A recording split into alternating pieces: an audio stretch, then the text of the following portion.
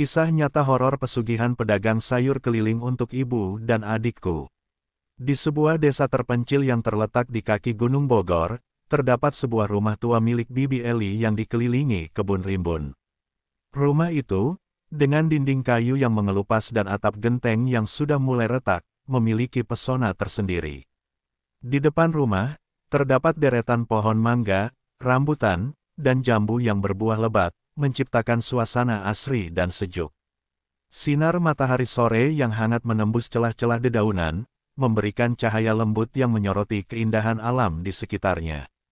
Eli, seorang pemuda berusia 25 tahun, adalah sosok yang sederhana namun penuh semangat. Dengan tubuh kurus dan tinggi, ia memiliki wajah oval yang dihiasi dengan mata besar berwarna coklat gelap yang selalu bersinar penuh harapan. Rambutnya yang hitam legam selalu tertata rapi, meski terkadang ada beberapa helai yang acak-acakan akibat angin.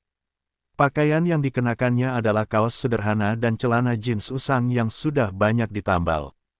Meskipun hidup dalam kesederhanaan, Eli selalu berusaha untuk tampil rapi dan bersih.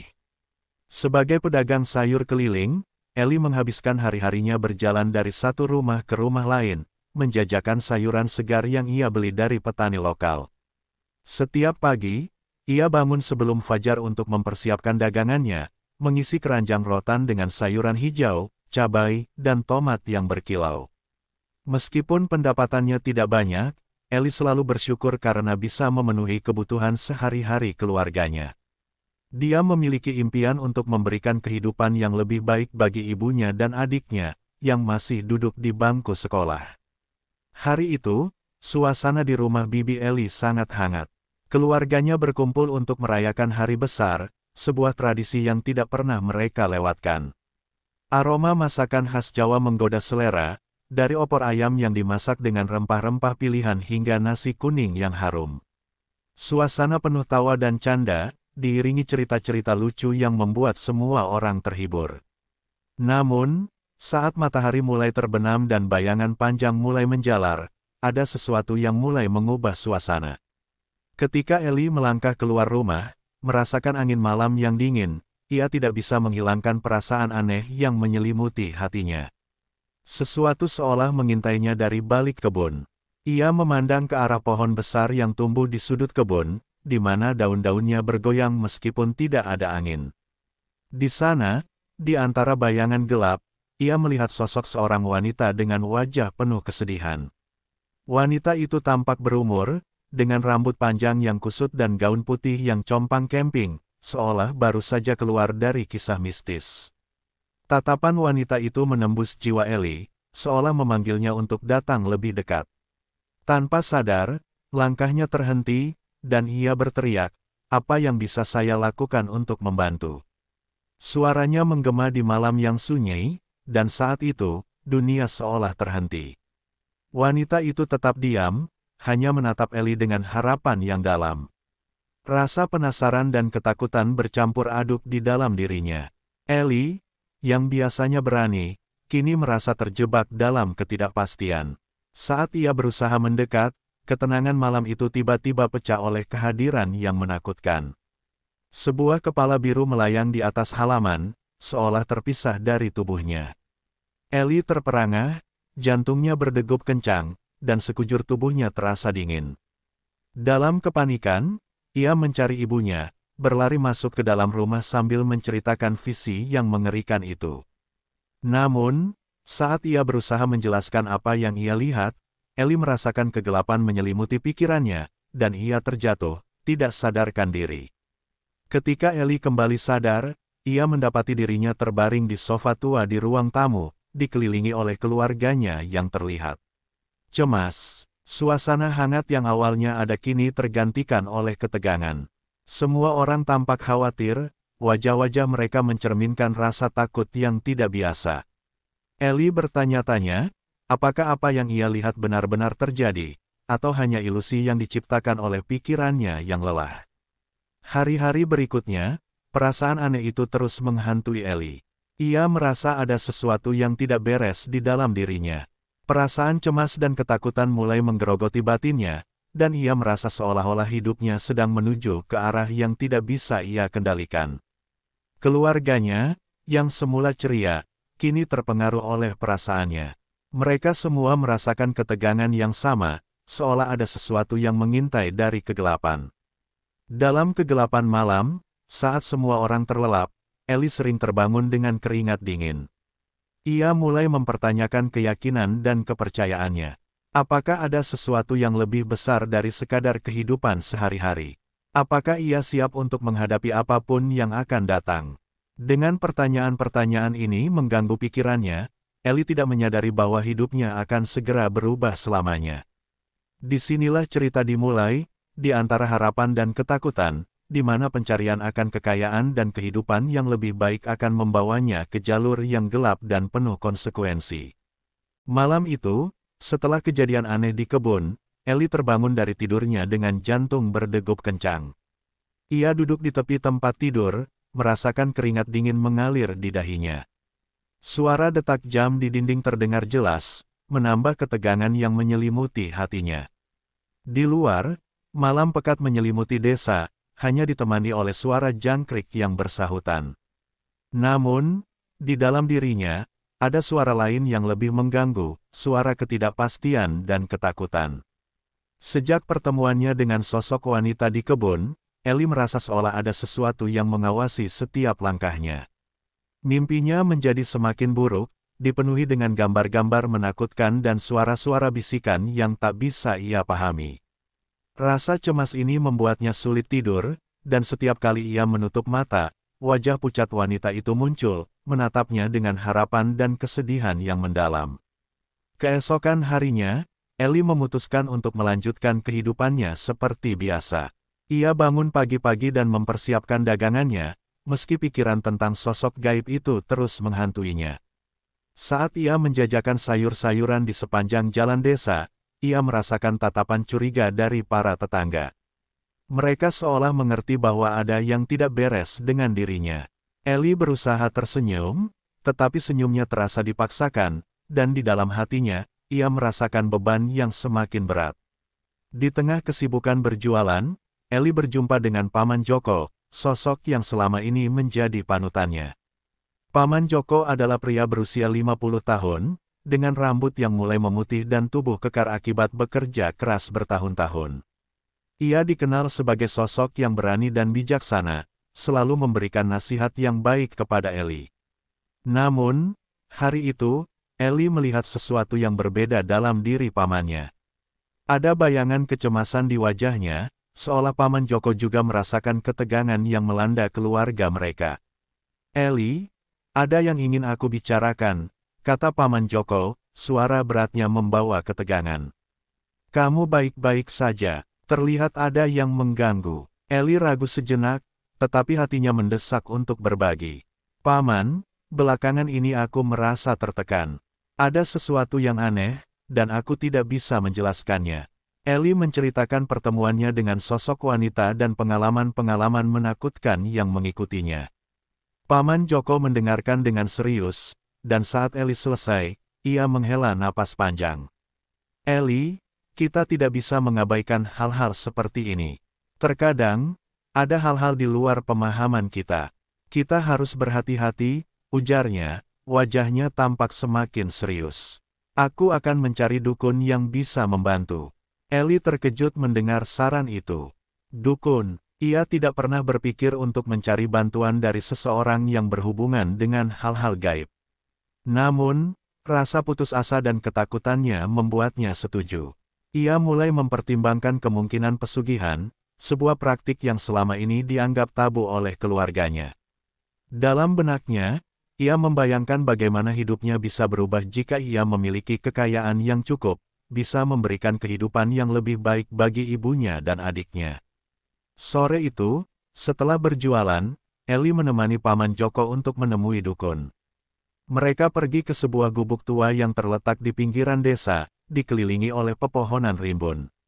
Gubuk itu tampak menyeramkan, dengan jendela-jendela yang tertutup rapat dan aroma dupa yang menyengat. Saat mereka memasuki gubuk, seorang wanita tua muncul dari balik tirai. Rambutnya putih dan panjang, wajahnya keriput namun matanya berkilau penuh kebijaksanaan. "Selamat datang, anak muda," Sapanya dengan suara lembut, tetapi ada ketajaman dalam tatapannya. Ellie merasakan getaran aneh saat wanita itu menatapnya. Apa yang kau cari? Ellie menjelaskan permasalahannya, termasuk tentang sosok wanita dan ketakutannya. Dukun itu mendengarkan dengan seksama, lalu mengangguk. Kau harus melakukan ritual untuk meminta izin. Ada sesuatu yang menganggapmu sebagai pilihan. Jika kau ingin kaya, ada harga yang harus dibayar. Kata-kata itu mengguncang Ellie. Ia merasa terjebak dalam dilema moral. Apakah ia siap membayar harga untuk mendapatkan kekayaan? Di satu sisi, impian untuk memperbaiki kehidupan keluarganya begitu kuat, tetapi di sisi lain, ia merasakan ketakutan yang mendalam akan konsekuensi yang mungkin terjadi. Dukun itu memberikan arahan mengenai ritual yang harus dilakukan. Ellie harus membawa persembahan yang layak dan memilih tumbal yang tepat. Saat mendengar kata tumbal, rasa ngeri menghampiri Ellie. Ia tidak ingin mengorbankan siapapun, tetapi keinginan untuk mendapatkan kekayaan semakin menggebu. Dalam pikirannya, ia berusaha meyakinkan diri bahwa semua ini adalah demi keluarganya. Setelah pertemuan itu, banyak hal mulai berubah. Saat Ellie kembali ke rumah, ia merasa seolah ada sesuatu yang mengawasi dari balik bayangan. Perasaan cemas itu semakin meningkat, dan mimpi buruknya menjadi semakin sering. Ia mulai kehilangan semangat dalam berjualan, dan pendapatannya pun merosot. Keluarganya mulai merasakan dampak dari ketidakpastian yang melanda Ellie. Ibunya, yang dulunya ceria, kini tampak lebih cemas, selalu bertanya-tanya tentang keadaan putranya. Semakin hari, konflik batin Ellie semakin mendalam. Ia terjebak dalam pertarungan antara harapan akan kekayaan dan rasa takut akan konsekuensi dari pesugihan. Setiap malam, ia terbangun dengan keringat dingin, berulang kali memikirkan apa yang harus dilakukan.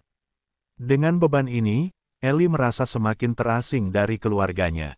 Ia tahu bahwa keputusan yang akan diambilnya akan mengubah hidupnya selamanya, tetapi ia tidak tahu apakah ia siap menghadapi risiko yang ada.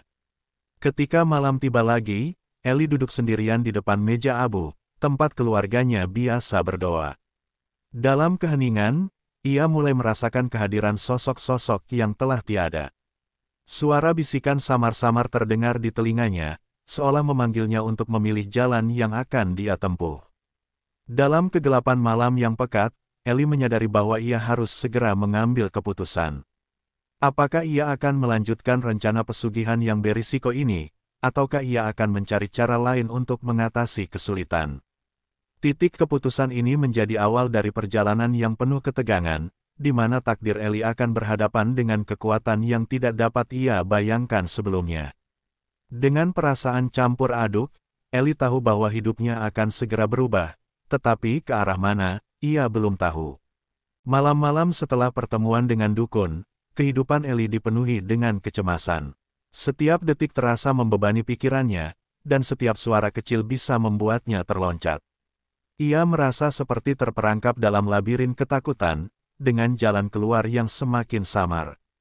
Terlebih lagi, mimpi buruknya terus berulang. Di dalam mimpinya, sosok wanita itu semakin mendekat, wajahnya penuh harapan, tetapi matanya mengandung kesedihan yang dalam.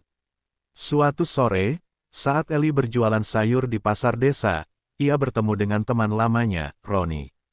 Ronnie, seorang pemuda ceria yang selalu memiliki senyuman di wajahnya, adalah teman sejak kecil. Ia mengenakan kaos berwarna cerah dan celana pendek, terlihat santai meski matahari terik. Ronnie menghampiri Ellie, menyapanya dengan semangat.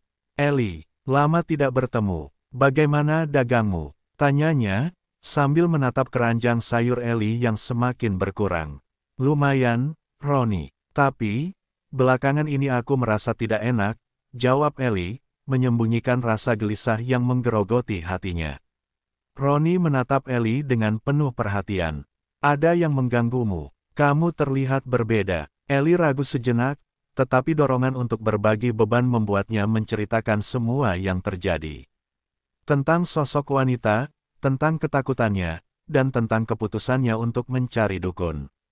Ronnie mendengarkan dengan serius, wajahnya menunjukkan rasa khawatir yang mendalam. "Ellie, Aku pernah mendengar tentang pesugihan, tetapi itu jalan yang sangat berbahaya. Kau harus hati-hati. Tidak semua yang tampak menguntungkan itu baik untukmu, Roni memperingatkan. Kata-kata Roni mengena di hati Ellie. Ia merasa tersentuh, tetapi keinginannya untuk mengubah nasib keluarganya semakin kuat. Dalam benaknya, ia berjuang antara harapan dan rasa takut.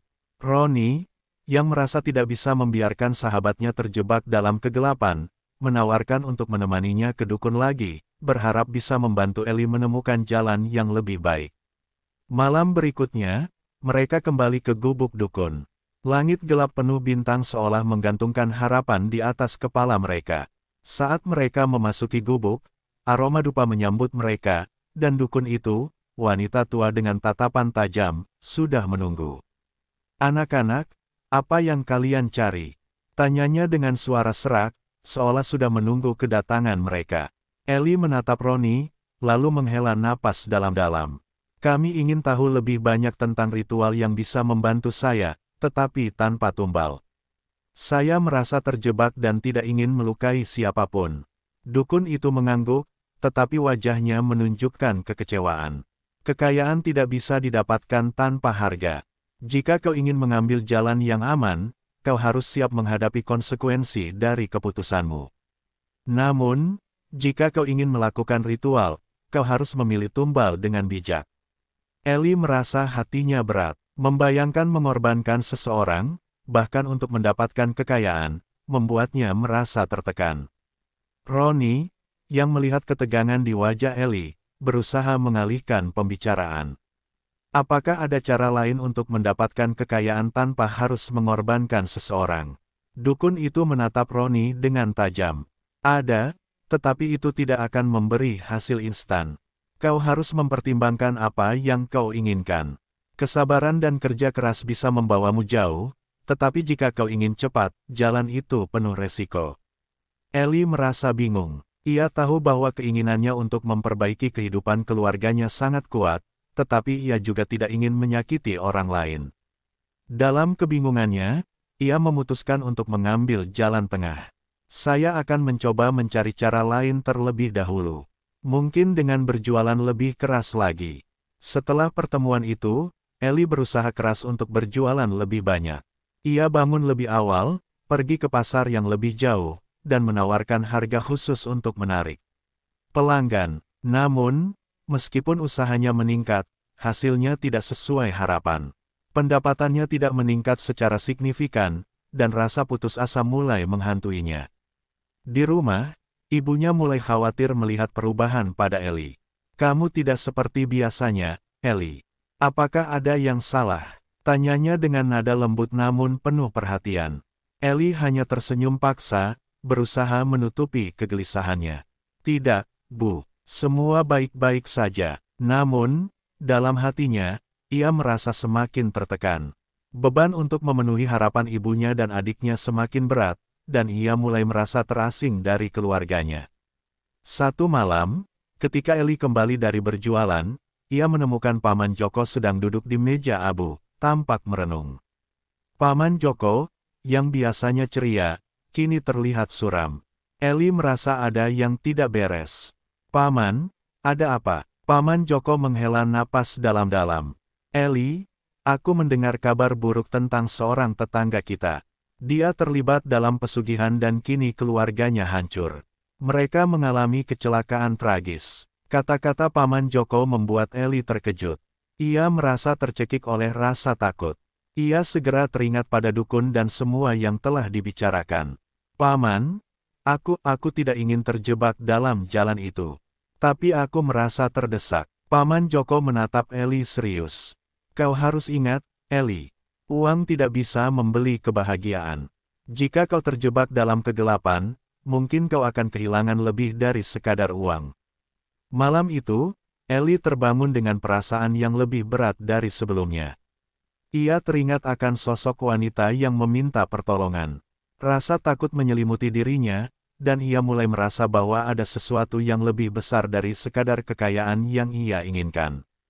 Dalam pikirannya, ia berjuang untuk menemukan jalan keluar dari labirin ketakutan yang mengurungnya. Keesokan harinya, saat berjualan, Ellie melihat seorang pengemis tua di pinggir jalan. Wanita itu tampak lemah, dengan tatapan kosong dan wajah penuh keriput. Dalam momen itu, Ellie merasakan panggilan hati untuk membantu. Ia menghampiri wanita itu, memberikan beberapa sayuran yang tersisa. "Bu, ambillah ini. Semoga bisa membantu," katanya sambil tersenyum. Wanita itu menatap Ellie dengan rasa terima kasih yang mendalam. "Anak muda, kebaikanmu akan kembali padamu. Hati yang tulus akan selalu menemukan jalannya." Setiap kata wanita itu mengena di hati Ellie.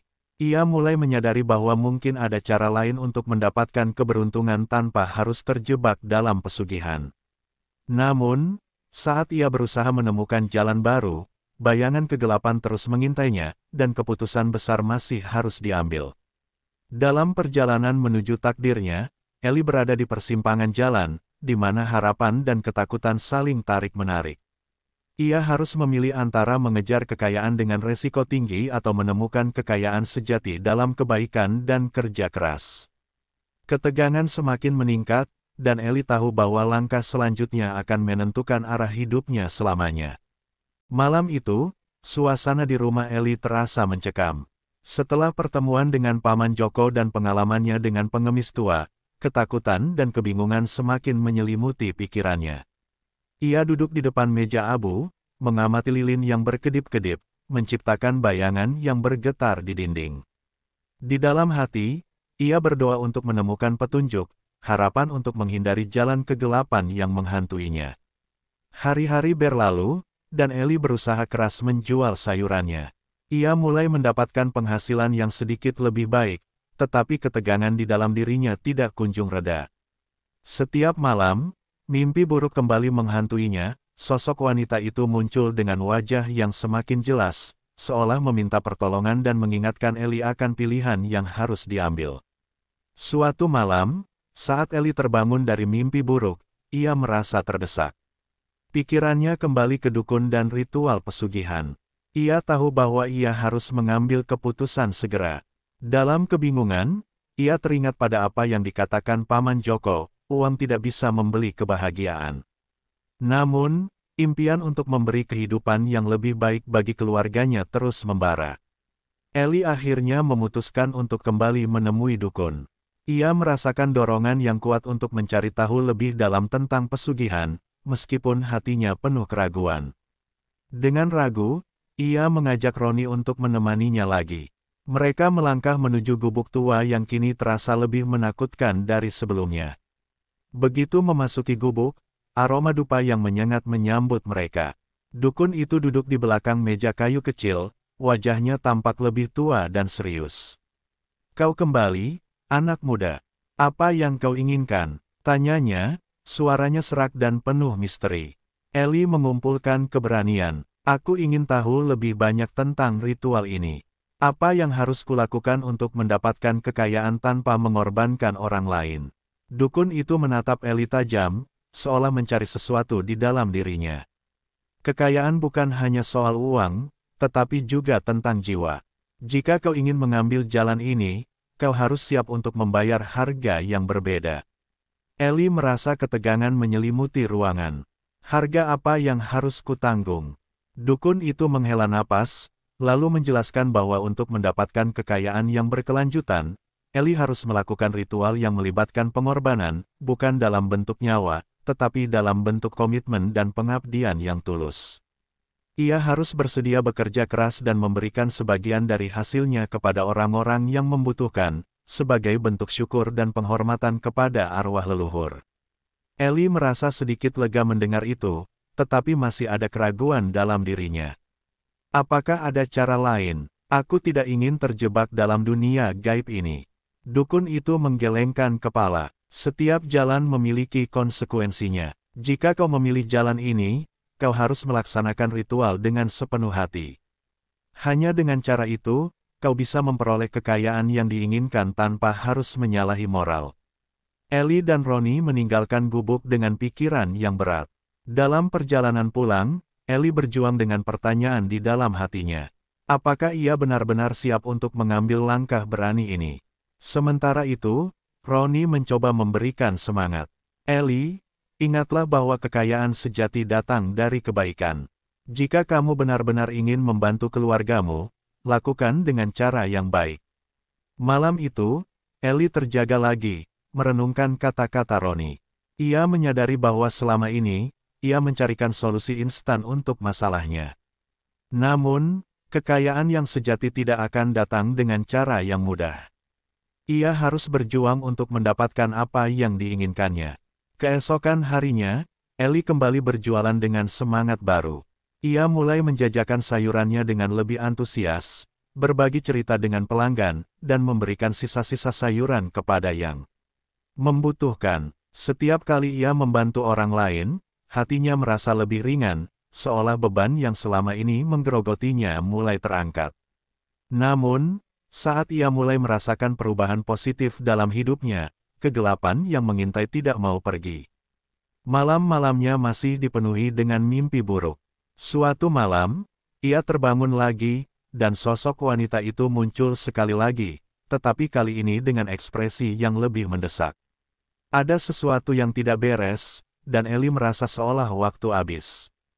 Dalam suasana mencekam itu, Ellie memutuskan untuk kembali ke gubuk dukun, berharap bisa menemukan jawaban atas semua ini. Ketika ia tiba di gubuk, suasana terasa berbeda. Dukun itu tampak lebih serius, dan Ellie merasakan aura yang menakutkan di sekelilingnya. Anak muda, kau harus memilih. Jika kau ingin kekayaan, kau harus melakukan ritual malam ini. Tetapi ingat, ada konsekuensi yang harus kau tanggung, ucap dukun itu dengan nada tegas. Ellie merasa tertekan. Ia tidak ingin mengorbankan nyawa, tetapi ia juga tidak bisa menolak panggilan untuk memperbaiki hidup keluarganya.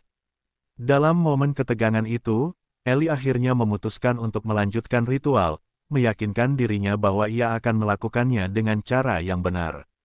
Malam itu, Ellie melakukan ritual di hadapan meja abu, dengan lilin menyala dan dupa yang mengepul. Ia mengucapkan mantra yang diajarkan oleh dukun, memohon kepada arwah leluhur untuk memberinya keberkahan dan kekayaan. Saat ia menutup mata, ia merasakan kehadiran yang kuat, seolah dunia gaib terbuka di hadapannya. Dalam kegelapan, ia mendengar suara bisikan, mengingatkannya akan harga yang harus dibayar. Begitu ritual selesai, Ellie merasa ada sesuatu yang berubah. Selama beberapa minggu ke depan, bisnis sayurnya mengalami lonjakan yang luar biasa. Pelanggan berdatangan, dan ia mampu memenuhi kebutuhan keluarganya dengan lebih baik. Kebahagiaan dan harapan mulai kembali ke dalam hidupnya. Namun, di balik semua itu, ia merasakan ada sesuatu yang mengintai, bayangan yang tidak bisa ia abaikan. Suatu malam, saat ia pulang dari berjualan, ia mendapati ibunya terjatuh di lantai. Panik, Ellie berlari menghampiri. Ibunya tampak lemah dan tidak sadarkan diri. Dalam keadaan darurat, Ellie segera membawanya ke rumah sakit. Saat dokter memberikan kabar buruk bahwa ibunya menderita penyakit serius, rasa bersalah menghantui Ellie. Ia merasa seolah semua keberuntungan yang didapatnya adalah hasil dari perjanjian gelap yang telah dilakukan. Ellie terpuruk, merasakan beban berat di dadanya. Ia menyadari bahwa kekayaan yang ia peroleh tidak sebanding dengan rasa sakit yang dialami keluarganya. Dalam keputusasaannya, ia kembali ke gubuk dukun, berharap untuk membatalkan segala sesuatu. Namun, saat ia tiba, dukun itu menggelengkan kepala. Sekali kau terikat, sulit untuk membatalkan perjanjian. Namun, jika kau bersedia mengorbankan sesuatu yang berharga, mungkin ada jalan keluar. Ellie merasa hatinya hancur. Apa yang bisa ia korbankan? Ia mulai menyadari bahwa semua yang ia inginkan dengan cara instan telah mengakibatkan kerusakan yang lebih dalam. Dalam perjalanan pulang, ia bertemu dengan pengemis tua yang pernah ia bantu. Wanita itu menatapnya dengan tatapan penuh pengertian. Anak muda, kadang kita harus belajar dari kesalahan. Kekayaan tak selalu berarti kebahagiaan. Kembalilah ke jalan yang benar, ucapnya dengan lembut. Kata-kata itu seolah menjadi titik balik bagi Ellie. Ia merasakan panggilan untuk menyelamatkan ibunya, bukan dengan mencari kekayaan, tetapi dengan cinta dan perhatian yang tulus. Ia mulai memberi lebih banyak lagi, berdoa untuk keselamatan ibunya dan meminta pengampunan dari arwah leluhurnya. Akhir cerita ini membawa Ellie ke titik terendah dalam hidupnya. Ia kehilangan segalanya, kekayaan, harapan, dan yang paling penting, ibunya. Dalam kesedihan yang mendalam, Ellie belajar bahwa hidup bukan hanya tentang mendapatkan, tetapi juga tentang memberikan. Ia merasakan penyesalan yang mendalam, menyadari bahwa semua yang ia lakukan dengan cara yang salah telah membawanya pada kehampaan.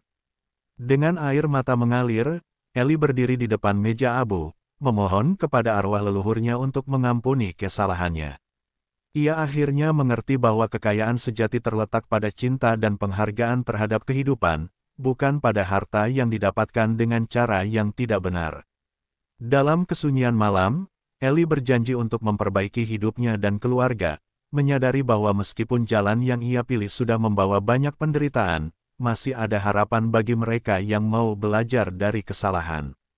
Ia bertekad untuk menjalani hidupnya dengan cara yang lebih baik, mengingatkan dirinya bahwa setiap tindakan memiliki konsekuensi, dan setiap pilihan menentukan arah hidup. Akhirnya, Ellie menemukan kekuatan untuk melanjutkan hidup, meskipun dengan penuh penyesalan. Ia tahu bahwa perjalanan ini belum berakhir, dan ia harus berjuang untuk mendapatkan kembali kebahagiaan yang hilang. Dalam kegelapan, ia menemukan cahaya baru, harapan untuk masa depan yang lebih baik.